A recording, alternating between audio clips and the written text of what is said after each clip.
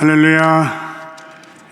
제가 82년도에 졸업을 했으니까 졸업한 지 39년 만에 모교를 찾아와서 말씀을 전하게 됐습니다. 여러분 모두 반갑습니다. 제가 신학교 3학년 때 제가 다니던 신학교에 소록도 출신의 전도사님이 학교를 다니고 계셨어요. 그분은 아주 어려서 나병에 걸려서 소록도에서 17년 동안을 지내시면서 하나님께 기도했답니다. 하나님, 저를 고쳐주시면 제가 주의 종이 되어 평생을 헌신하겠습니다. 저를 고쳐주십시오. 그렇게 오랫동안 기도한 결과 정말 하나님이 그의 나병을 고쳐주셨어요. 그래서 신학기에 오신 겁니다. 그분이 신대원 3학년 때 설교를 하러 이렇게 경건의 강단에 올라오셨는데 설교자가 설교를 못하고 눈물만 줄줄 흘리시는 거예요. 그분의 사정을 다 아는 우리 교수님들 또 우리 학생들도 같이 눈물을 흘렸습니다. 한 3분 동안 아무 말도 안 하시고 눈물만 흘리시다가 드디어 입을 열어서 하는 첫 마디가, 여러분, 나병에 걸려 인생을 저주하며 살다가 하나님의 은혜로 고침을 받아 이 신학교 강단에 선 이 감격을 여러분 아시겠습니까? 그리고 또 오시는 거예요.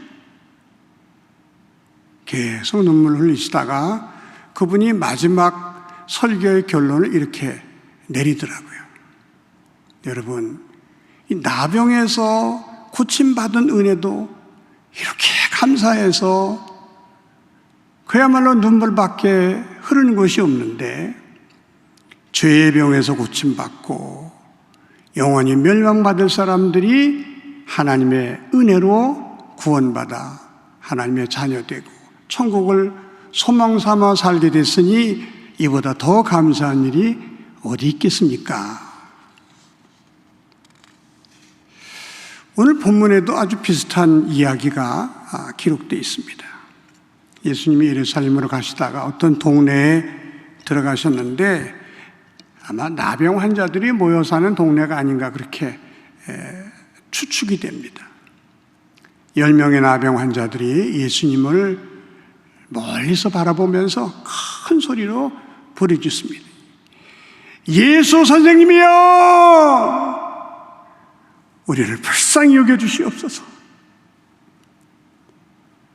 그 낳고 싶은 마음에 간절함을 담아서 주님께 부르짖는 그 부르짖음을 이제 주께서 들으셨습니다.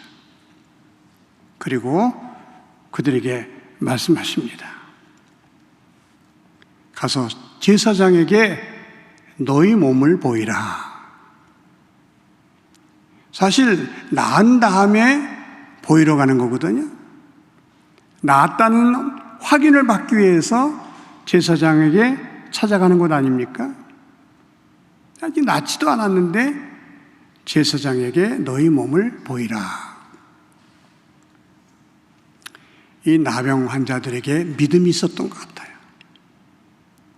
그 말에 순종하며 가다가 깨끗함을 얻었습니다. 얼마나 기뻤을까요?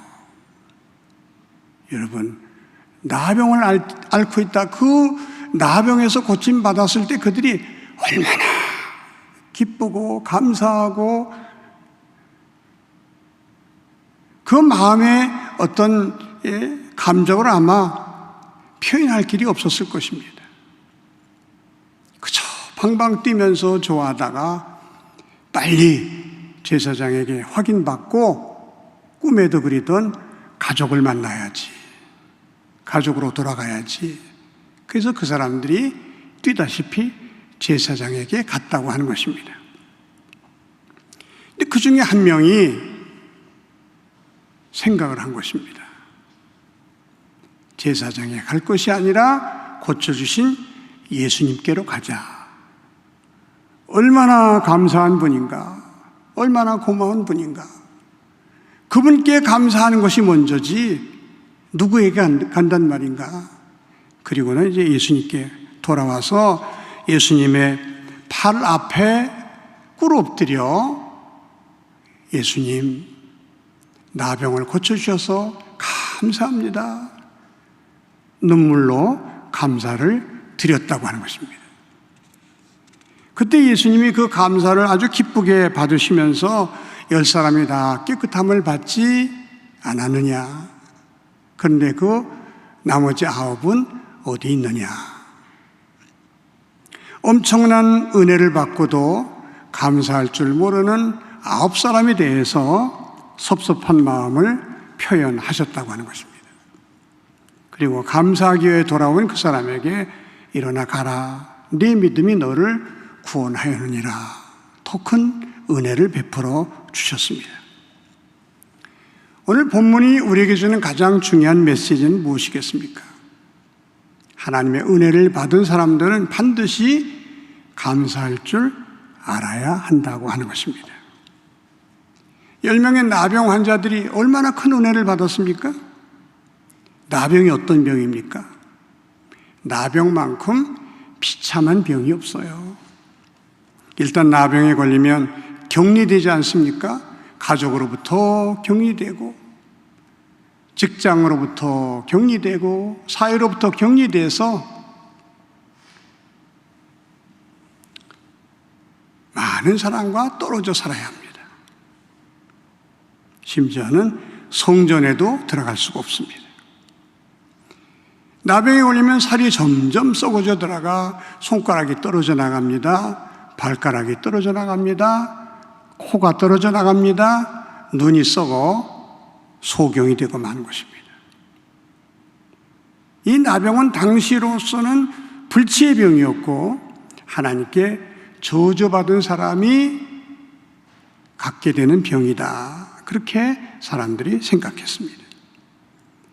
이런 병에 걸렸던 사람이 고침을 받았으니, 나음을 얻었으니 그 은혜가 얼마나 큰 은혜입니까? 그렇게 큰 은혜를 받았으면 감사하는 것이 마땅하지 않느냐, 당연하지 않느냐, 그런 뜻으로 그 9은 어디 있느냐, 우리 주님이 그렇게 말씀하신 것입니다. 우리가 하나님께 감사하며 살아야 할 이유가 여기 있지 않습니까? 우리 모두는 이미 하나님께 큰 은혜를 받은 사람들입니다. 우리가 하나님께 받은 은혜 중에 가장 큰 은혜가 바로 구원의 은혜 아닙니까? 죄로 말미암아 사형 선고를 받았던 저와 여러분들이 우리 주님의 십자가의 그 보혈로 죄 씻음을 받고 하나님의 아들, 딸이 되어 하나님의 사랑받으며 살다가 하나님 부르시면 천국 가게 된 이 구원의 은혜보다 더 큰 은혜가 이 세상에 어디 있겠습니까? 우리는 이 구원의 은혜라고 하는 큰 은혜를 받았으니까 항상 감사하며 사는 것이 마땅하도다. 이게 오늘 우리에게 주시는 가장 큰 메시지입니다. 우리가 구원을 받았음에도 때때로 구원의 은혜를 잊어버리고 살 때가 많아요. 저도 이 구원의 은혜를 잊고 살다가 어느 날 어떤 사건을 통해서 이 구원의 은혜를 새롭게 인식한 사건이 있었습니다.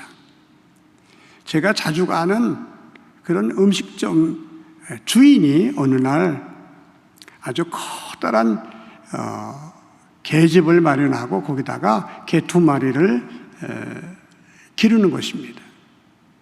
제가 그 주인하고 아주 친하기 때문에 사장님 이거 무슨 개입니까? 그랬더니 사연을 얘기해 주시는 거예요.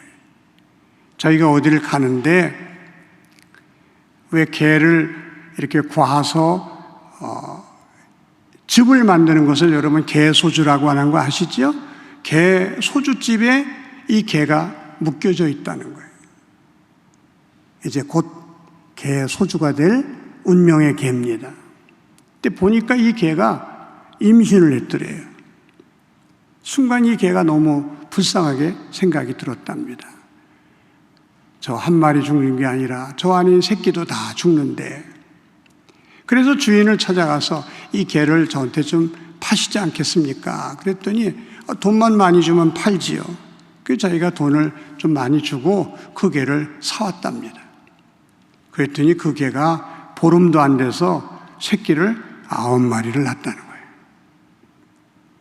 그 8마리를 다 분양해주고 어미와 새끼 1마리만 데리고 와서 자기가 이 좋은 계집을 지어놓고 거기서 기르게 됐다는 것입니다.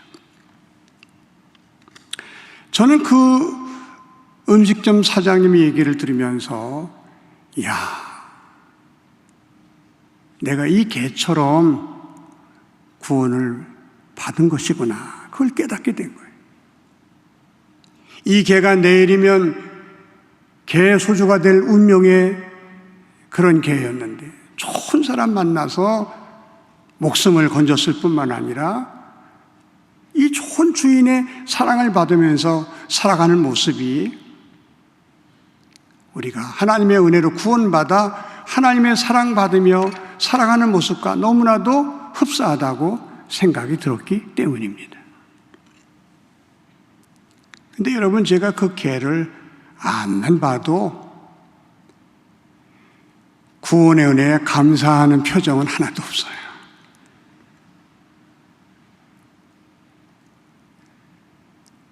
이 좋은 주인을 만났기 때문에 목숨을 건졌고 주인의 사랑을 받으며 살아감에도 불구하고 이 주인에게 감사하는 마음은 조금도 없는 것 같아요. 제가 그걸 깨달은 것입니다. 그래, 엄청난 구원의 은혜를 받고서도 하나님께 감사할 줄 모른다면 이 개와 무엇이 다르냐? 사랑하는 우리 성도 여러분, 하나님께 받은 은혜, 특별히 구원의 은혜를 감사하며 사는 저와 여러분이 되시기를 바랍니다. 본문이 주는 두 번째 메시지는 구원의 은혜뿐만 아니라 일상의 삶 전체가 큰 감사의 조건이라고 하는 것입니다.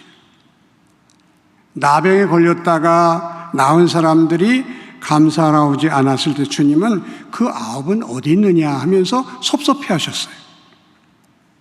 나병에 걸렸다가 나았으면 하나님께 감사하는 것이 마땅하다, 마땅하지 않느냐, 이제 그 말씀입니다. 여러분, 나병에 걸렸다가 나은 사람이 감사하는 게 마땅하다고 한다면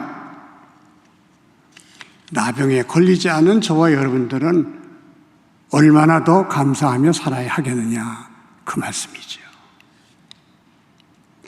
한 30년 전에 저에게 어떤 집사님이 슈퍼마켓을 시작했는데 이게 너무 잘 되는 거예요.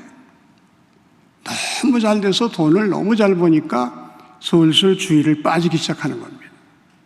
제가 몇 번 신방을 갔어요. 주일 빠지지 마시고 신앙생활 잘하면서 하시기 바랍니다. 한 4번째 갔더니 이분이, 목사님, 신앙은 자유인데 목사님 너무 그러시면 제가 불편합니다, 이러는 거예요. 신방 오는 것조차 귀찮아하는 거예요. 제가 마음속으로, 하나님, 저 이제 그만 오겠습니다. 하나님이 알아서 해주세요. 한 달쯤 됐는데 전화가 왔어요. 급한 전화입니다. 빨리 오라는 거예요. 갔더니 이 남자가 그냥 완전히 이불을 뒤집어 쓰고 그냥 인생을 포기한 사람처럼 있는 거예요. 왜 그러냐 그랬더니 몸에 이상이 있어서 가서 병원에 진찰을 했더니 암이라는 거예요. 목사님, 암이래요. 막 울어요. 제가, 집사님, 이제라도 회개하고 하나님 앞에 바로 서면 하나님이 고쳐주실 수도 있습니다. 다시 한번 시작해 봅시다. 그때 이분이 그 말에 힘을 얻어서 새벽 기도부터 나오는 거예요. 수요 예배도 나오고 금요 기도회도 나오고 열심히 하다가 한 달에 시간이 흘렀습니다. 어느 날 전화가 왔어요. 목사님, 그리고 막 울어요. 그래서 나는 많이 전이가 돼서 그런가 보다. 그리고 저도 아무 말도 못하고 가만히 듣고 있는데 목사님, 오진이었대요. 암이 오진이었다는 거예요. 아, 그래요. 감사한 일입니다. 그래서 그 집에 다시 모여서 이제 감사 예배를 드리는데, 이분이 감사 예배를 드리니 이렇게 말하는 겁니다. 목사님, 암이면 내 인생은 이제 끝난 건데, 그 당시 암이면요 다 죽는 겁니다. 내 인생 끝낸 건데 하나님이 살려주셨다고 생각합니다. 제가 하나님께 감사한 마음으로 뭘 좀 해놓고 싶은데, 목사님 제가 뭘 해놨으면 좋겠습니까? 그때 우리 교회 한창 건축 중인데 돈이 없어 엘리베이터를 못 놓을 때, 그래 그럼 엘리베이터 하나 놓으실래요? 한 8천만 원 정도 들어가는 그런 엘리베이터입니다. 그랬더니 제가 하고 말고요, 제가 하겠습니다. 그래서 우리 교회 엘리베이터 이제 그 사람이 놨습니다. 자, 암에 걸린 줄 알고 깜짝 놀랐다가 오진으로 한숨을 돌린 사람도 그렇게 감사해서 8천만 원짜리 엘리베이터를 놓는데, 우리는 그런 일도 없잖아요. 응? 이 평상의 삶이 얼마나 큰 하나님의 은혜요 축복인지 이건 말로 표현할 수가 없는 거예요. 여러분, 암에 걸렸다 고침받았다고 감사하는 사람이 뜨겁게 감사한다면, 암에 걸려보지도 않은 우리들은요 얼마나 더 감사해야 되겠습니까? 그 아홉은 어디 있느냐 하는 말씀 속에는 너희는 더 큰 은혜 받은 사람 아니냐, 너는 문둥병에 걸리지도 않은 사람들이 아니냐. 근데 감사할 줄 모른다면 그게 말이 되느냐, 그런 말씀입니다. 여러분, 하나님이 우리에게 베푸신 이 구원의 은총, 또 우리에게 베푸신 갖가지 은혜를 생각하면서 항상 감사하며 사는 저와 여러분이 되시기를 진심으로 바랍니다.